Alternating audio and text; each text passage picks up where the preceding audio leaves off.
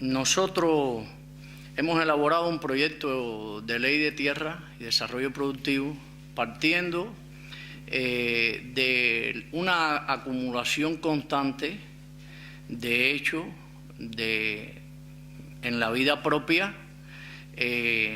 No puedo dejar de excluir que estuve dentro del sistema de los organismos de la Administración Central del Estado. Todo joven que está dentro del sistema de Cuba ha tenido que trabajar con honradez, trabajar inclusive en medio de tener criterios opuestos, y esto en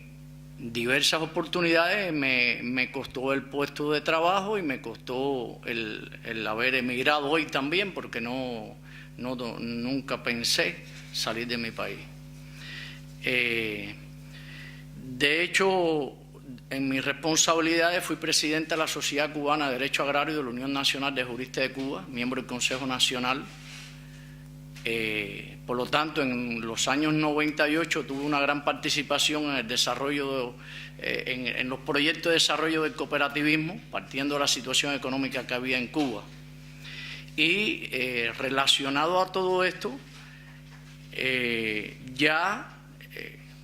por la situación económica ya familiar, también tuve la necesidad,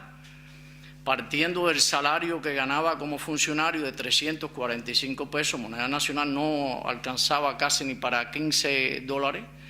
me incorporé a la finca de mi padre a trabajar la tierra. He estado hasta que llegué aquí. Hay algunas secuencias que van a ver relacionadas con esto.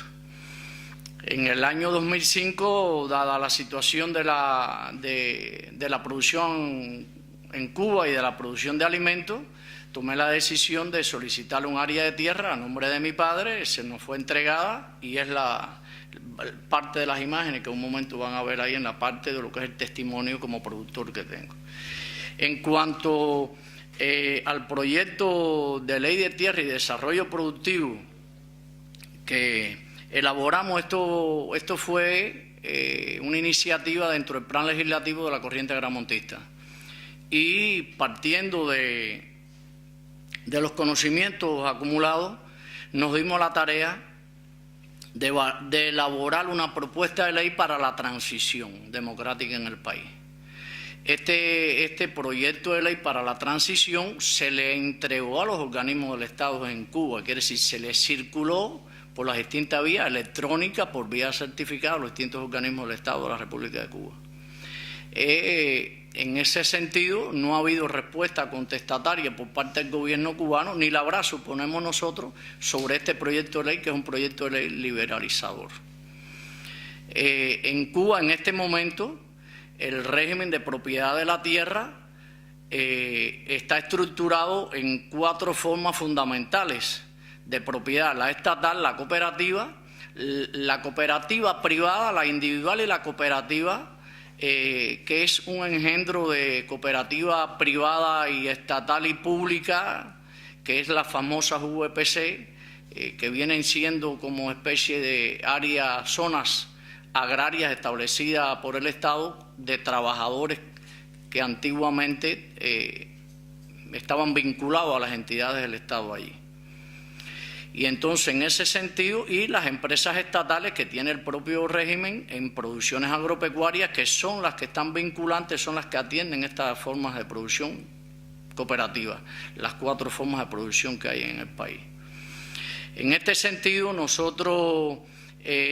a lo largo de un análisis profundo, le hemos planteado al gobierno que para salir de la situación alimentaria que tiene el país, que cada día sigue siendo más intensa, más escasa, más difícil, era necesario, y es necesario y será necesario, por supuesto, que liberen el otorgamiento de áreas de tierra y que la liberen desde el punto de vista en concepto de propietario, porque aún así los cambios que han hecho en los últimos tiempos, en el 93, 94, 92 y en esta fecha ahora que han hecho algunos movimientos, no van a dar respuesta a resolver los problemas alimentarios que hay en el país. En este sentido, bueno, nosotros elaboramos como especie de un trabajo sobre los antecedentes legales históricos, partiendo de la violación, el engaño primero que se produce con el cambio democrático en el país en el 59. Todos conocemos que se violó la Constitución del 40, que inclusive proyectos encaminados en la actividad agraria en el país, como fue la de Manuel Duque, fueron estigmados en cuanto a los cambios agrarios que se iban a producir en el país, que habían propuestas ya en el 49, en el 52, ya habían propuestas de cambio, y se produce, bueno, un engaño extraordinario, algo que motivó a la clase pobre en Cuba de apoyar al ejército rebelde, y fue un ardid utilizado por la dictadura castrista en cuanto a sumar adyectos. En este sentido, a ver por dónde. Bueno, ellos no proscribieron el latifundio de momento cuando triunfó la revolución en el 59, cuando hay el cambio de gobierno. Ellos no proscriben el latifundio, pero sin embargo hacen puedes ir pasando, hacen un movimiento de cambio de ley en el año 63, donde ya de la primera ley de reforma agraria a la segunda ley establecen ya límites de tierra a los propietarios privados de todo el país, hasta 5 caballerías. Dejaron siempre algunas tierras de grandes extensiones productivas, como era el rectángulo, que conocía a los propietarios del rectángulo de Ceba. Los conocí, los propietarios legítimos en Guaymaro. Dejaron algunas explotaciones, pero ya en este momento ya esas explotaciones no existen, pasaron a manos del Estado todas. Ya en el año 63 el Estado, el gobierno, la dictadura tenía en sus manos más del 70% de la tierra, y un 30% solamente quedaba en manos privadas, sobre todo en manos de aquellos campesinos que le habían, por la primera ley de reforma agraria, que eran aparceros, arrendatarios, precaristas, le habían otorgado. Quiere decir, él en su proyección en el alegato de la historia Marxo verá, establece un paradigma en cuanto al respeto a la propiedad, y después empieza a socializar y a estatalizar la propiedad, y se creó un gran latifundio estatal hasta nuestros días. Está este gran latifundio que en este momento estamos sobre un 82% de la tierra está en manos del Estado, aun cuando ellos estén otorgando el usufructo agrario en los últimos cambios agrarios que se han hecho. Esas tierras son del Estado, por lo tanto, dentro del convenio que tiene al otorgamiento de este usufructo, se le da como cláusula especial que el Estado, por asunto de interés social, puede adquirir nuevamente la posesión de la tierra, no la propiedad, porque la propiedad de hecho ya la tiene. Por lo tanto, estamos hablando de que aproximadamente en este momento ya tierra privada en Cuba está sobre el 25% nada más de la tierra agrícola en Cuba, aproximadamente, y posiblemente ya a esta altura esté ya sobre un 20%. Hay un dato interesante, y es que las estadísticas agrarias son manejadas, quiere decir, no son confiables las estadísticas agrarias en Cuba, y por lo tanto, desde el censo agrícola que se efectuó y el censo arrocero, en Cuba no ha habido más censos agrarios. Hay inventarios ganaderos, pero no ha habido nunca más censo agrario después del triunfo de la revolución. Eso es un detalle importante que debemos nosotros. Ya puedes correr. En ese sentido, bueno, como bien pueden ver ustedes ahí, la legislación agraria cubana se estructuró a partir de la primera ley de reforma agraria. Ya se estructura una legislación. En el año 82 se dicta un decreto ley 63 que establece el uso, explotación y herencia de la tierra, donde ya establece categorías de cómo heredar la tierra en Cuba, y así después se modifica por el 125.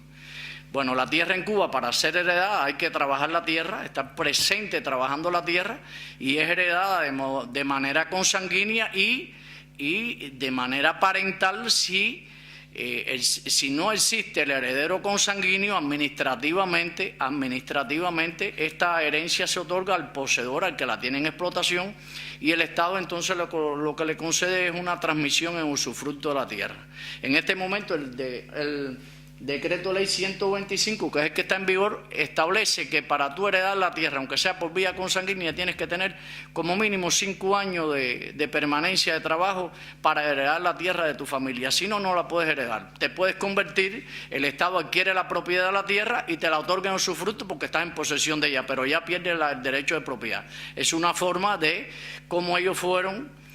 moviendo la propiedad, lo que es el derecho dominico de la tierra en Cuba, y ese es el por qué estamos sobre el 25 al 20% de la tierra en Cuba en este momento. Bien,